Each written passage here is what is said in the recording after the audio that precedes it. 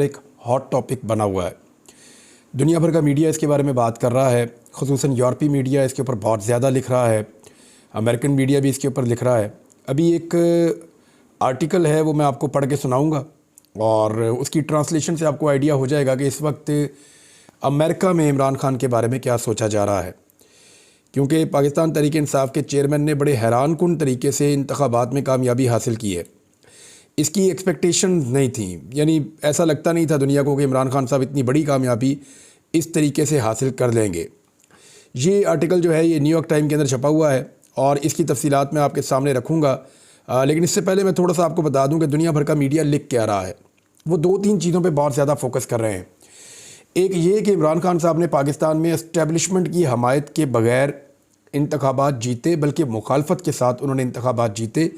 ये किसी भी सियासी जमात की एक बहुत बड़ी कामयाबी है। दूसरा, वो इन चीज़ों पे बात कर रहे हैं कि कौन कौन से हरबे हैं जो एक सियासी जमात को दबाने के लिए इस्तेमाल किए गए और उनको काउंटर कैसे किया पाकिस्तान तहरीक इंसाफ ने। इसको एक केस स्टडी के तौर पे ले रहे हैं। तीसरा, वो ये लिख रहे हैं कि नवाज शरीफ जो एक बड़े सीनियर सियासतदान हैं और इस दफ़ा उनको बड़ी ताकतवर कुव्वतों की हमायत पाकिस्तान के अंदर और पाकिस्तान के बाहर हासिल भी रही है और वो बहुत सारी यकीन दहानियों और गारंटियों के बाद पाकिस्तान वापस आए हैं। नवाज शरीफ क्यों अपनी कामयाबी को वोटों में कामयाबी के अंदर तब्दील नहीं कर सके, ये मियाँ साहब की एक बड़ी कमज़ोरी साबित हुई है। क्या मियाँ साहब ने पूरा का पूरा इन्हिसार जो है उन कुव्वतों पे रख दिया था जो उनको इक़्तिदार में ला रही थी, या मियाँ साहब ने ज़ोर नहीं लगाया? क्योंकि मियाँ साहब की जो कंपेन चल रही थी उसमें जान भी दिखाई नहीं दे रही थी। दूसरी जानिब पाकिस्तान के लोगों ने बिल्कुल एक सूरत हाल ही तब्दील करके रख दी इंतखाबात की। ख़ास तौर पे नौजवानों ने, ख़ास तौर पे ख़वातीन ने बड़े पैमाने पर निकल कर वोट डाले हैं। धांधली के ऊपर बहुत सारे दुनिया भर के अंदर खबरें रिपोर्ट हो रही हैं पाकिस्तान के हवाले से। यहाँ मेरे पास काफ़ी सारी खबरें हैं, इनका ताल्लुक दुनिया के मुख्तलिफ आलमी अखबारात के साथ है। यूरोप के अखबारात हैं, अमेरिकन अखबारात हैं, वो सारे बड़ी तफसीलात के साथ लिख रहे हैं। लेकिन जो आर्टिकल हमने आपके लिए चुना है वो खसूसन इमरान खान के हवाले से है कि इमरान खान के उरूज, उसके बाद उनके जवाल और फिर दोबारा उनके उरूज की जो एक पूरी कहानी है वो लिखी गई है इस आर्टिकल में।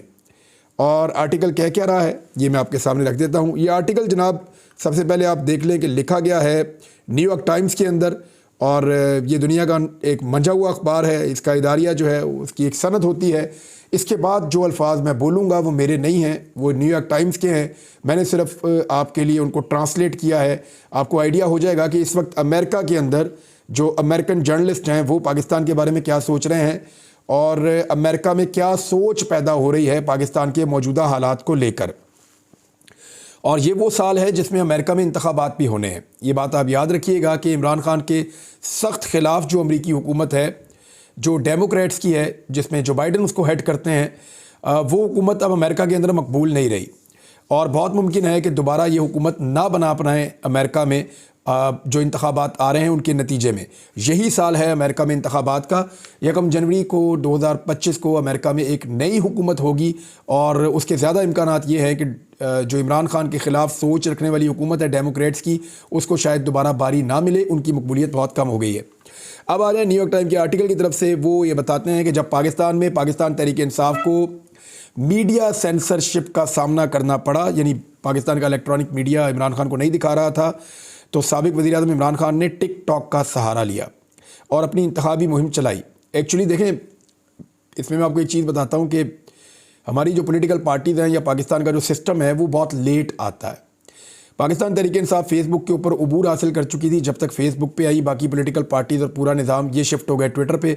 अभी उनको ट्विटर समझ आना शुरू हुआ था तो ये टिकटॉक पे चले गए और टिकटॉक के ऊपर एक ऐसी धूम मची हुई है कि वो शख्स भी टिकटॉक को इस्तेमाल कर लेता है जो कभी स्कूल भी नहीं गया, क्योंकि वो एक ऐसा मीडियम है जो सिर्फ तस्वीरों की ज़बान बोलता है, उसमें कुछ लिखने पढ़ने की ज़रूरत नहीं है। तो पाकिस्तान तहरीक इंसाफ ने टिकटॉक का सहारा लिया और अपनी इंतखाबी मुहिम चलाई। पाकिस्तान तहरीक इंसाफ को जब जलसे, जुलूस और रैलियों से रोका गया तो पार्टी ने वर्चुअल जलसे कराए। इमरान खान जेल में हैं तो पार्टी ने उनके पैगामात मसनूई जहानत के ज़रिए से बनाकर अवाम तक पहुँचाए। मसनूई जहानत मतलब आर्टिफिशियल इंटेलिजेंस, जैसे आपने थोड़े दिन पहले इमरान खान साहब का एक आखिरी पैगाम सुना था, तो उसके ज़रिए बनाकर अवाम तक पहुँचाए। उनके पैगाम को लाखों पाकिस्तानियों ने सराहा और पैगाम का मतन था पाकिस्तान के मौजूदा माशी बहरान का खात्मा और उसके साथ ही इमरान खान के हमायत याफ्ता आज़ाद उम्मीदवारों ने पार्लियामान में सबसे ज़्यादा सीटें जीत कर एक नई तारीख रकम कर दी। ऐसा पाकिस्तान में पहली बार हुआ है कि ऐसी जमात कामयाब हो जिसे फौजी हमायत हासिल ना हो। न्यूयॉर्क टाइम लिखता है कि खान के बयानिए से आगाह और इंटरनेट से जुड़ा पाकिस्तानी नौजवान पाकिस्तान की सियासत को एक नए रूप में ढाल रहा है।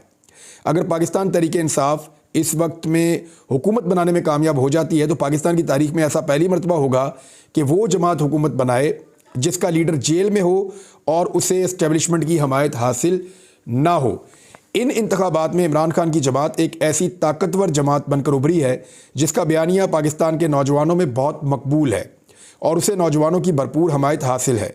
ऐसा लगता है कि पाकिस्तानी नौजवानों ने इस फार्मूले को रद्द कर दिया है जिसके तहत चंद एक लोग ही पाकिस्तान में हुकूमत किया करते थे और इन्हें एस्टेब्लिशमेंट की हमायत हासिल हुआ करती थी। एस्टेब्लिशमेंट की हम ख्याल पार्टियां जो कि मौरूसी सियासत करती हैं, उन्होंने हमेशा पाकिस्तानी सियासत को एक तंग दायरे में रखा है, जो दायरा उनके और उनके ख़ानदान के हद तक महदूद है। न्यूयॉर्क टाइम लिखता है कि ताहम मुल्क की फूलती हुई नौजवान आबादी ने इस निज़ाम से मायूसी का इजहार किया है।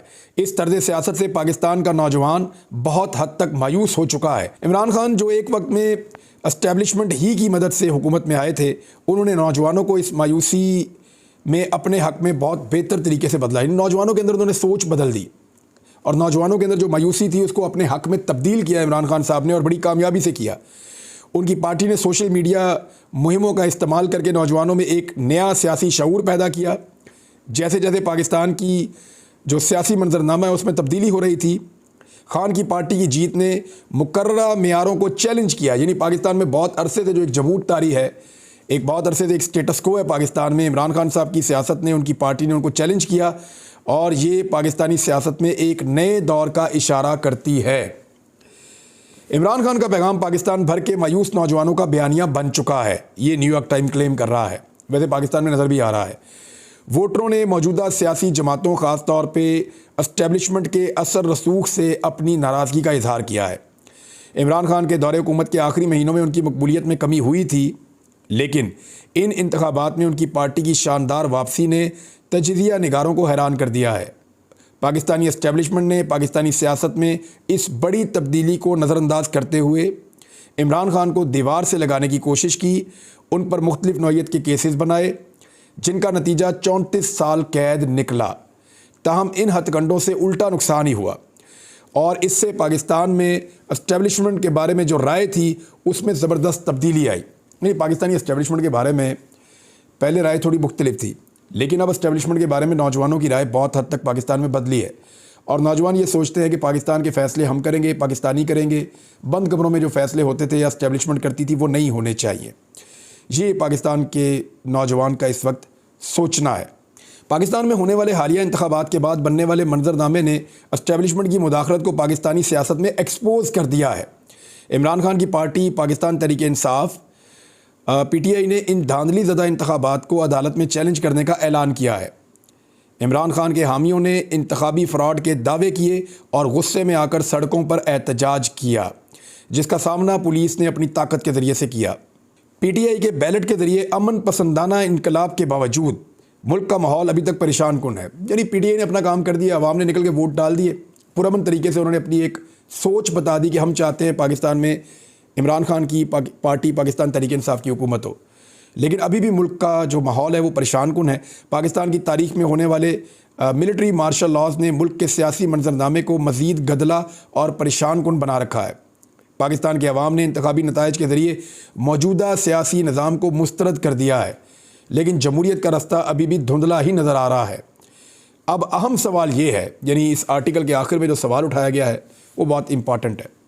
ये पूछा गया है कि अब अहम सवाल ये है कि क्या सियासी जमातें जमहूरी उसूलों को बरकरार रखेंगी या फिर गैर जमहूरी रवैये ही मुल्क का मुकद्दर बने रहेंगे।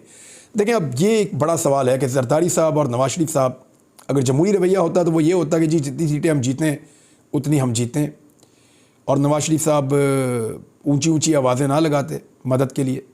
नवाज शरीफ साहब जो है वो नाराज़गी का इजहार ना करते, बल्कि वो ये कहते कि मुझे लोगों ने वोट नहीं दिया, मैं घर जा रहा हूँ, जिनको वोट दिया वो हुकूमत बना लें।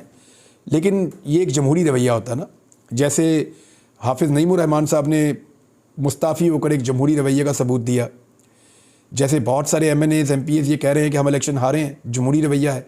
सराजुल हक साहब ने कहा कि उनकी पार्टी को मैं कामयाब अपनी पार्टी को नहीं करवा पाया, बड़ी मेहनत की मैंने, तो उनका एक जमहूरी रवैया उन्होंने रिज़ाइन कर दिया। अब इसी तरह नवाज शरीफ साहब अगर एक जमहूरी रवैया के अमीन होते या उनके अंदाज में जमहूरियत होती तो वो ये कहते कि मैं हार गया, कोई बात नहीं, मैं घर जा रहा हूँ। लेकिन ये गैर जमहूरी तरीक़ाकार है जो जरदारी साहब ने और नवाज शरीफ साहब ने अपनाया कि पाकिस्तान तहरीक इंसाफ से पहले बल्ला छिनवा लिया, अब उनके आज़ाद उम्मीदवार तोड़ने के लिए कोशिशें की जा रही हैं। तहरीक इंसाफ ने भी अभी इस सूरत को देखते हुए हलफनामे मांगे हैं अपने अरकान से, और PTI ने बाकायदा अनाउंसमेंट की है। उन्होंने कहा है कि अवामी मैंडेट पर डाका डालकर मुल्क मुजरमों को देने के ख़िलाफ़ हम मुज़ाहमत करेंगे। और साथ ही उन्होंने कहा कि ये बंदरबांट है, अवाम की राय को जूते की नोक पर रखने के बराबर है जिस तरह ये हमारे मैंडेट के ऊपर डाका डाला गया है। अब पाकिस्तान तहरीक इंसाफ ने साथ ही साथ हलफनामा मांगा है अपने तमाम अरकान से इस सूरत हाल को देखते हुए कि कहीं उनके लोग टूट कर बाकी जमातों में ना चले जाएं। ये जो हलफनामा जमा करवाया जाएगा इसको बाद में इस्तेमाल भी किया जा सकता है कि सादिक और अमीन नहीं रहा, इस आदमी ने हलफनामा दिया हुआ था, अपने हलफ पे पूरा नहीं उतरा, अपनी पार्टी को इसने हलफ दिया हुआ था, तो उसके ख़िलाफ़ जो है वो कार्रवाई भी हो सकती है, सीट खाली भी हो सकती है। लेकिन ये सारी चीज़ें तब होती हैं जब निज़ाम ये चाह रहा हो, जब निज़ाम ये फ़ैसला कर ले कि नाइंसाफ़ी करनी है, जब निज़ाम ये फ़ैसला कर ले कि उन्होंने इक़्तिदार को छीन कर मनपसंद लोगों को देना है, तो फिर वो ये कर ही लेते हैं। लेकिन उसका ख़मियाज़ा हमेशा पाकिस्तान भुगतता है और इन्हीं चीज़ों की वजह से आज तक पाकिस्तान आगे नहीं बढ़ पाया। पीर साहब पगाड़ा जो हैं सिंध से एक GDA बड़ी जमात है और उन्होंने भी इसके ऊपर एहतजाज किया और एहतजाजन उन्होंने अपनी जीती हुई 2 नशस्तें छोड़ने का ऐलान कर दिया। उन्होंने कहा नताइज आरोज़ ने नहीं बल्कि किसी और ने तब्दील किए हैं। कराची में पीर पगाड़ा हाउस में इन्होंने बातचीत की। इन्होंने कहा मुझे तकरीर करनी नहीं आती, ये जो इलेक्शन हुआ है बदतरीन हुकूमत के बाद भी ये नताइज आए, हम उसे इलेक्शन को मुस्तरद करते हैं। और साथ ही उन्होंने कहा कि जो 2 सीटें हमें दी गई, हमें तो बहुत सारी सीटें मिल रही थी, तो हम वो 2 सीटें छोड़ रहे हैं। एहतजाजन उन्होंने छोड़ दी हैं। एक मैंने ट्वीट किया था, ज़रा मैं उस चीज़ को क्लियर कर दूँ आपके सामने, फिर अगले व्लॉग में कुछ और चीज़ें आपको बताऊँगा। मैंने आपसे अर्ज़ किया था कि असल हाथ शेख रोहेल असगर के साथ हो गया लाहौर के कौमी असम्बली के हल्का में। कल आपने कुछ तस्वीर देखी थी कि वसीम कादर नामी शख्स PMLN को ज्वाइन कर चुका है। तो अब जो मैंने इसमें डिग आउट किया मामला वो ये है कि वसीम कादर ने अभी ज्वाइन नहीं किया। वसीम कादर इस इलेक्शन से पहले ही ज्वाइन कर चुका था PMLN को। हुआ ये कि यहाँ पे हल्का बंदियों के दौरान PMLN ये चाहती थी या उनकी क़यादत ये चाहती थी कि अयाज सादिक इस हल्के से इलेक्शन लड़ें, लेकिन शेख रोहेल असगर ने पार्टी क़यादत की बात नहीं मानी। शेख रोहेल असगर बहुत सख्त गिर आदमी है, इन्होंने बड़ी ख़ानदानी दुश्मनियाँ भी वहाँ पे निपटाई हैं और काफ़ी कत्ल भी दोनों तरफ के हुए हैं। बहरहाल उन्होंने जैसे तैसे करके दबाव डाल के ज़िद करके उन्होंने अपना टिकट ले लिया और अयाज सादिक को जाना पड़ा बॉर्डर वाली नशिस्त पे, जहाँ उनका कोई ताल्लुक़ नहीं है, कोई जानने वाला नहीं है। वहाँ पाकिस्तान तहरीक इंसाफ मजबूत भी ज़्यादा थी, लेकिन अयाज सादिक को इलेक्शन कमीशन के ज़रिए से धांधली करके जितवा दिया गया। और यहाँ पे वसीम कादर मुकाबले में आते हैं पाकिस्तान तहरीक इंसाफ के हमायत याफ्ता उम्मीदवार के तौर पे शेख रोहेल असगर के सामने।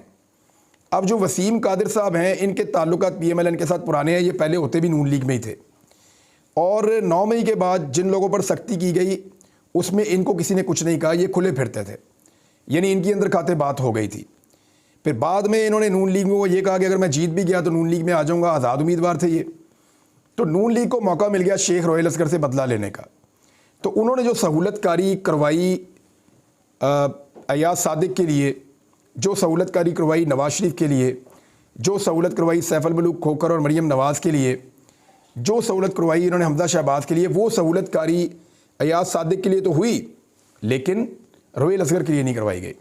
और पाकिस्तान तहरीक इंसाफ के वोटों से मुस्लिम लीग नून का ही एक वफ़ादार वसीम कादर इलेक्शन जीत गया और इस तरह मुस्लिम लीग नून ने अपनी सीट भी हासिल कर ली और शेख रोहेल असगर को भी सबक सिखा दिया।